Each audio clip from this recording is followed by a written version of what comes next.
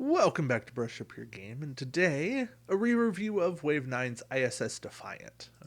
This is a ship that has always held a special place in my heart and my head. I really like this ship. I used to call it the ship that the Defiant should have been. Now that is taken by the Sao Paulo. That really is the ship that the Defiant should have been. Though I do very much appreciate the fourth attack die. That really does make this ship work. But the Defiant, I still think, has a really great named ability here. Each time you suffer damage from an attack, you may place an auxiliary power token beside your ship to reduce the amount of damage from that attack by 1. Taking less damage is really what the Defiant was all about. The ablative armor that ship had kind of functioned like the NX's enhanced hull plating, really. It could just take more of a beating from another ship, and it would keep going. This actually gave that ability to the ship built in, and I really like what it did here. 2 crew slots, 2 weapon slots. It works.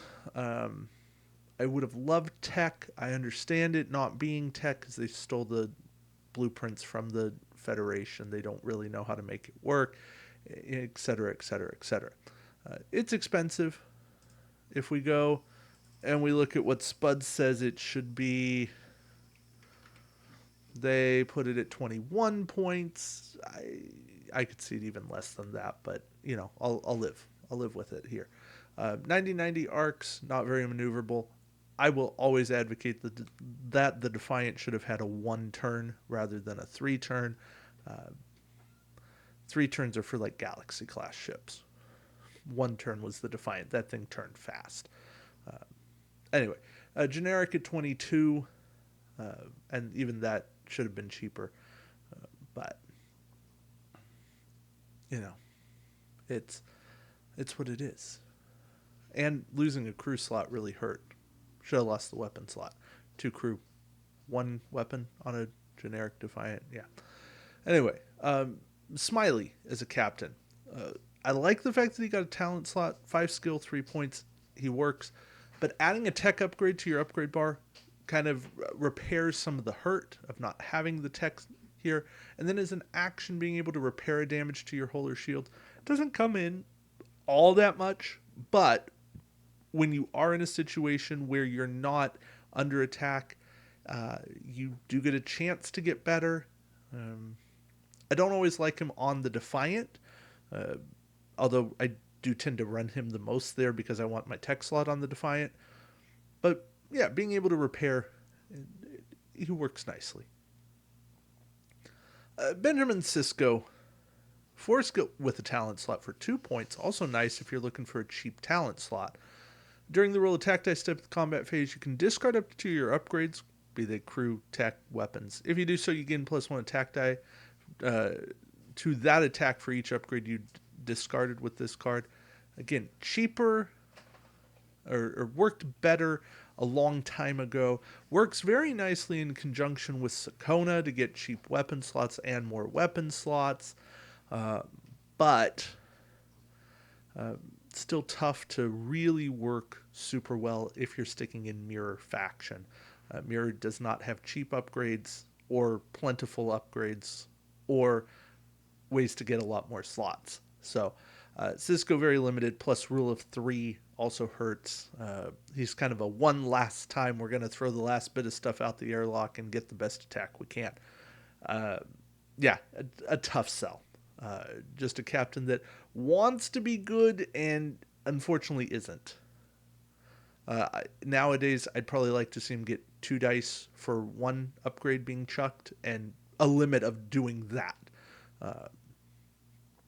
So you couldn't do 1 or you couldn't do 2 upgrades for 4 dice in a single attack.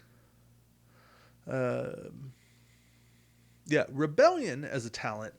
If you're defending against a ship that has a greater hull value than your ship's hull value during the roll attack dice step of the combat phase, you may discard this card to force the attacking ship to roll 2 less dice for that attack. And after the ship's attack is completed, you can immediately make 1 free attack against that ship with your primary weapon if possible. I like this card. I've always been a fan of Rebellion. I like running the kind of underdog ships, the 3-hull ships.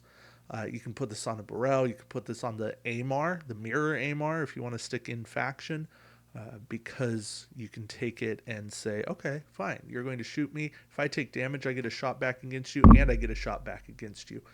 Um, it's a really nice way to go. Hey, uh, yeah, I'm gonna make it hurt. Uh, Rebellion's kind of a deterrent to make people not actually want to shoot at your ship, and I really like having Rebellion in my mirror builds. There's a lot of good there.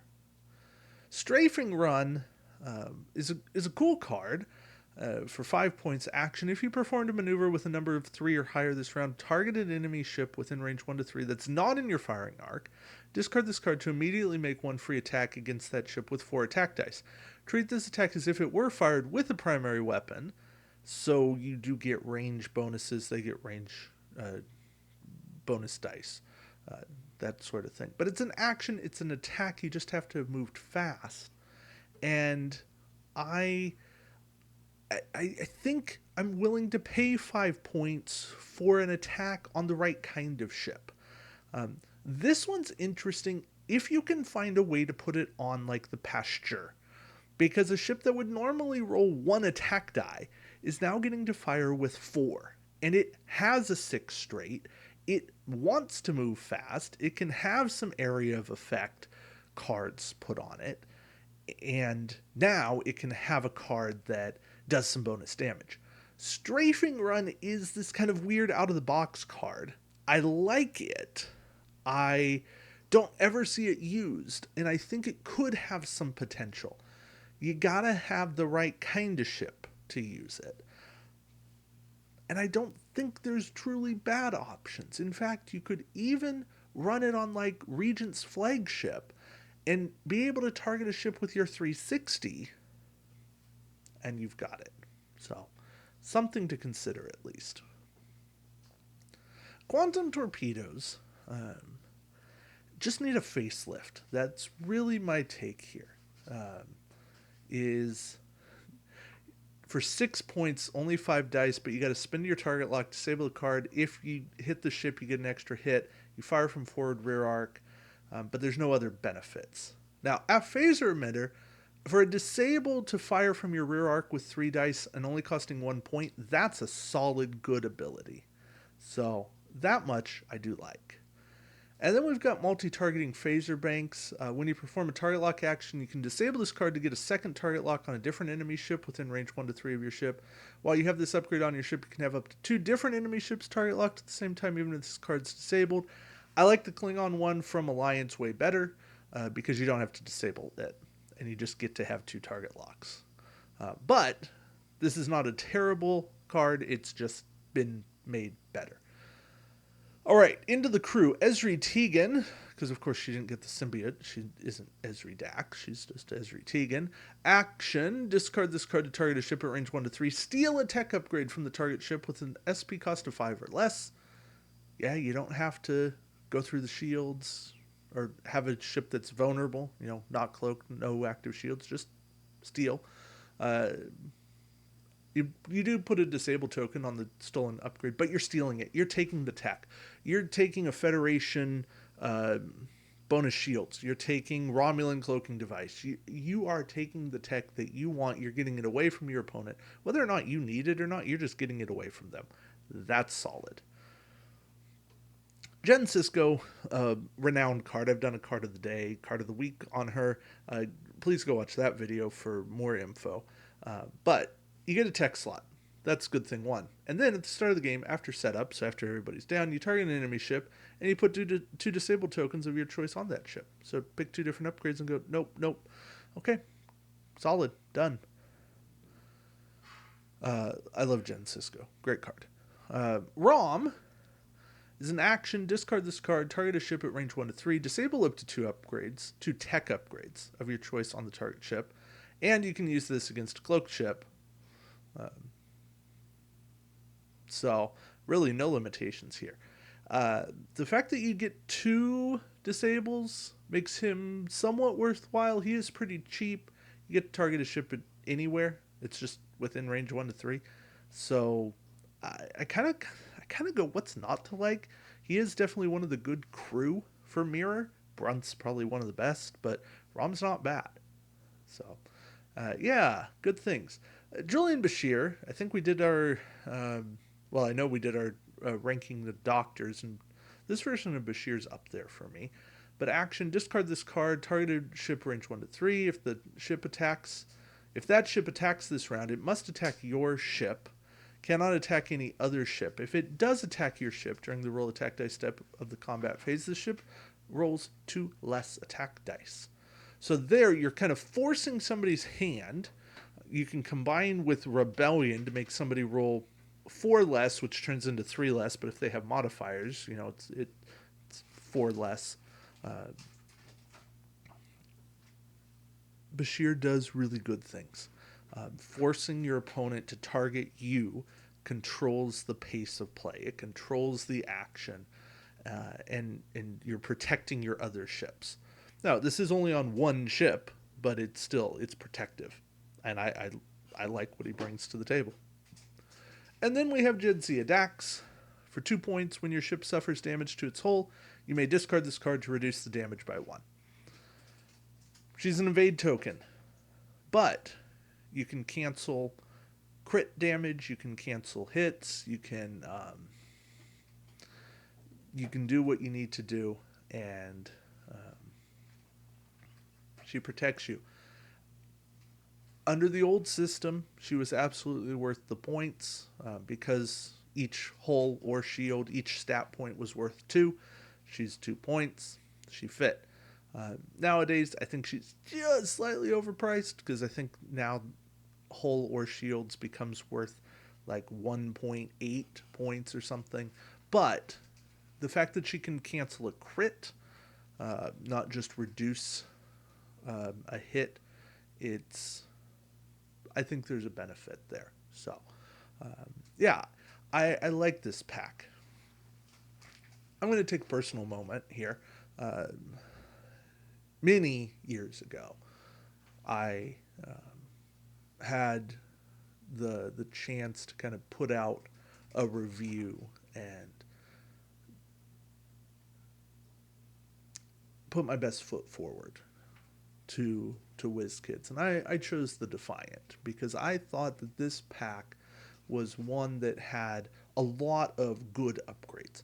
It was not the top of the top. It wasn't super easy to build with, but it had quality, and it showed what consistent design work could do in the game. See, in here, there's probably no absolute perfect card. I mean, Jen Cisco is top tier, don't get me wrong.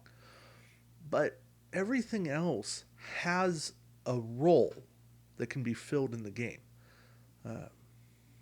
Being able to shoot out of your rear arc. Quantum torpedoes coming to the mirror universe. They're nice. They're not the best, but they're nice. Strafing run. Cool ability. Nice to have as a talent. Rebellion. Again, really cool as a talent. Good choice. Things that bring choice to the game. Cisco was a top captain at the time. Smiley. Again, a cool captain. Not the best by any means. Never going to make my top 20 captains. Probably not even in my top 40, 50 of captains. But a cool captain. One of the better mirror captains for me. And the ship herself. A really cool ship. At one point was in my top 10 ships. Is still up there. Probably not top 10. But it's still up there for a good ship. A fun ship to fly.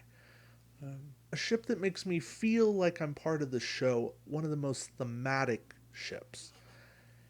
And this pack just feels like one of the most complete packs. There's nothing here I take and I go, oh, I don't need that. Everything I sit here and I go, yeah, I could find a use there.